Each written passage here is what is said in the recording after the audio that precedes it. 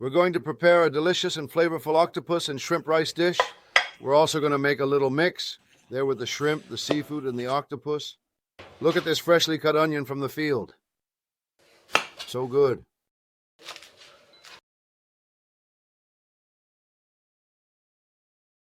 This is so tender that you can even use it. But well, we'll use it for another occasion. But we can even use it. We're going to take half an onion, just half, and we're going to chop it up. We make a little cut at the bottom, do 2 cuts here, and that way it will all come out nice and even. This is the back part that usually ends up a bit longer. We always chop everything finely, and there we have it. Let's get started.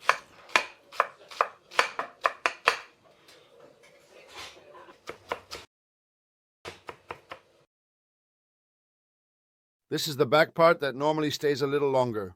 We always chop everything finely, and now we have it ready. Let's get started. First, we add the extra virgin olive oil as we usually do, and we turn up the heat a bit more.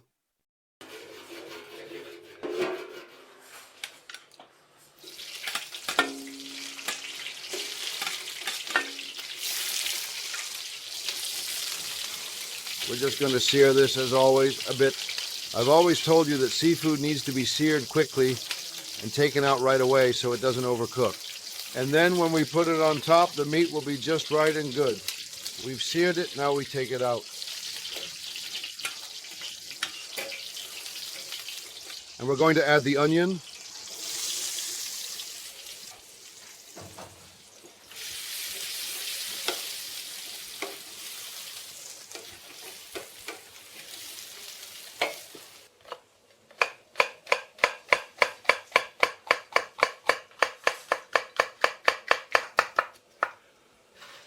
We add the bell pepper. We add a piece of Nora. We soaked it in water beforehand so it would be a bit more tender.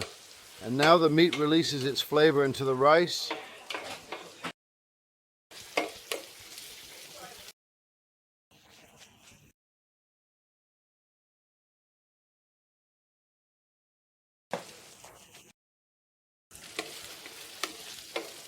Here in the paella, a teaspoon of paprika, quickly, we'll just add the tomato. It's the tomato that I prepare. As you already know, as demonstrated in the previous sections, you can see in videos 1, 2, 3, 4, and for the chicken, and examples. These videos provide detailed insights and step-by-step guidance on the processes involved, ensuring a comprehensive understanding of each step, and are essential for anyone looking to master the techniques demonstrated. The good thing about using this tomato is you don't have to wait as long to make a paella. This tomato is made specifically for making paellas. To make paellas, so it's not a tomato that you buy as a fried tomato or anything like that.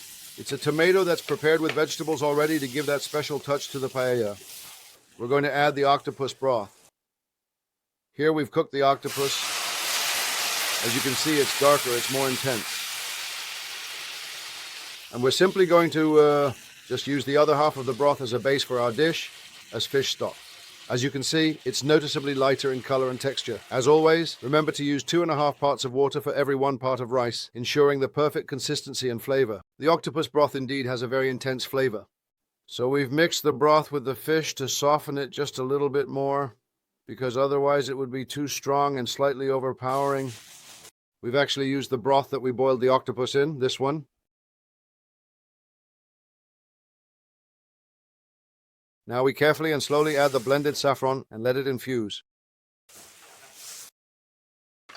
We're going to cut off the head of the octopus. We'll set this aside. We can use this to make an octopus salad, to add as chunks if you want in the paella. But well, here in this case, I'm going to take it out because it already has quite a bit of octopus flavor. We place the octopus in the middle. And we let it heat up here for a considerable amount of time so that when it's time to eat, it will be incredibly tender and delicious.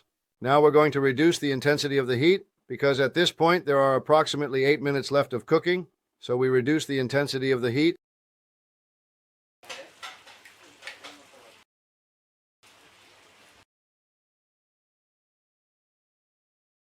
And finally, we're going to add the very small little shrimp.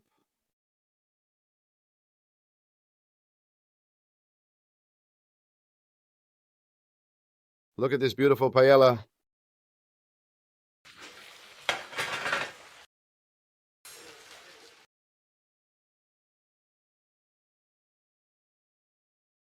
We gently and carefully sprinkle a small amount of fresh, finely chopped parsley on top of the dish, ensuring even coverage. And what we are going to do next is to give a little bit of vibrant and appealing color to the delicious and aromatic paella. We're going to give it the socarrat touch. 40 seconds. You hear that subtle and distinct little sound it's making, and the smoke is already very clearly indeed telling you that it's getting that socarrat. Just 40 little seconds on high heat, and then we turn it off for a moment.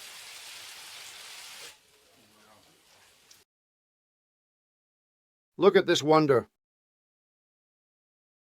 Spectacular. Finger licking good. Absolutely no better way to say it.